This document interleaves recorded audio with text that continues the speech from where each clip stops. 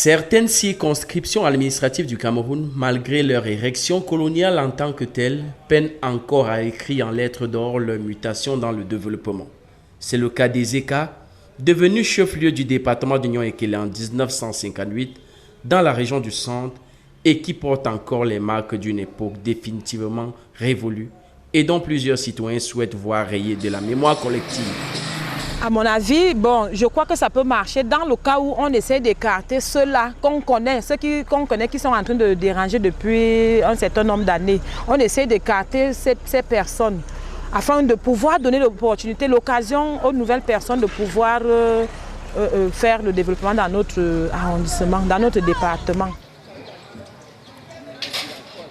Sur le tronçon Douala-Ngaoundéré, seule la station de la gare ferroviaire des Eka rappelle l'occupation allemande au cours de laquelle les premiers passages souterrains du tracé furent aménagés à la main. Son bâtiment principal à 2 niveaux, véritable monument historique en dépit de l'enclavement du coin, pourtant proche de la capitale du Cameroun, Yaoundé. Ici, jeunes et vieux, hommes et femmes sur près de 30 000 habitants égrènent le chapelet de leurs problèmes. Il y a les vivres au marché, mais le problème c'est le courant. Il y a le coupure de courant, ce qui fait que l'eau, on n'a pas d'eau, on n'a pas d'électricité. Même les moulins comme ça, on ne peut rien écraser. Les poissonneries, les poissons pourris, ça devient même du poison. Au lieu d'être le poisson, ça devient du poison. Donc, à un moment donné, la vie devient insupportable puisque rien ne marche. On ne peut pas vivre sans courant, sans eau. Les routes sont... Vous-même, vous voyez l'état des routes. Il n'y a pas de route. Mais les motos circulent partout. Là, on essaye avec. On n'a pas de problème de vol jusque-là. Mais c'est l'eau et l'électricité qui nous dérangent. Et la charité en ville. Chacun taxe comme il veut.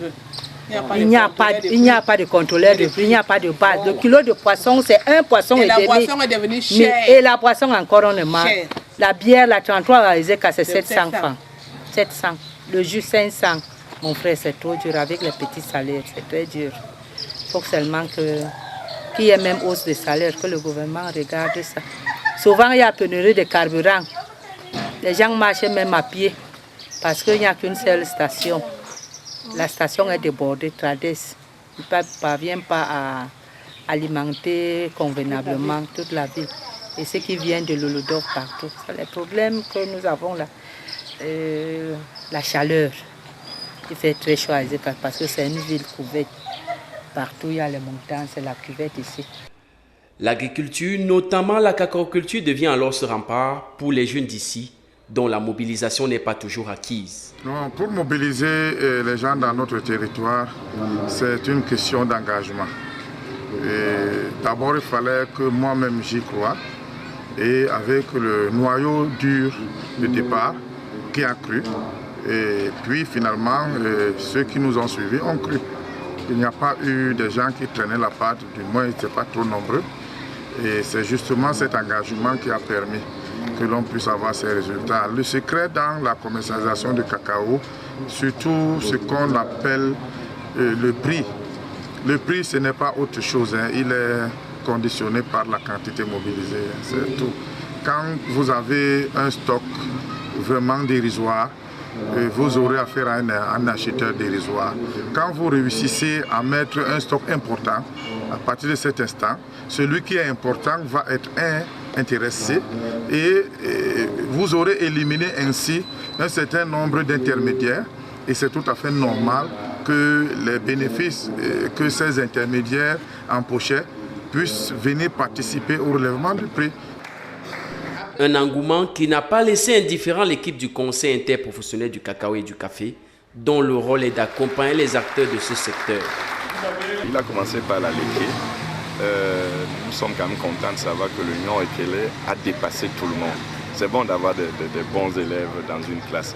Mais ce programme s'applique simplement dans la laitier, dans l'Union Ekele maintenant, dans la Bumba Ngoke, c'est-à-dire à l'extrême est du Cameroun. Et à partir de la campagne 2015-2016, ce programme sera implémenté dans le Mbame Inugu et dans le Mbame Kim.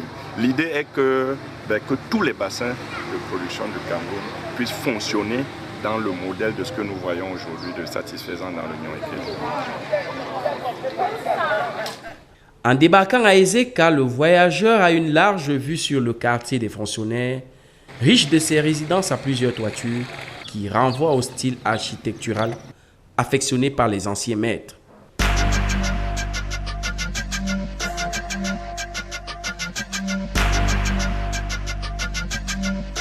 Mais cette impression d'arriver dans une localité attachée à son passé, de comptoir colonial, dissipée peu à peu lorsque vous parcourez les principales artères au hasard des rencontres de quelques habitants d'Ezeka qui attendent toujours leur devenir.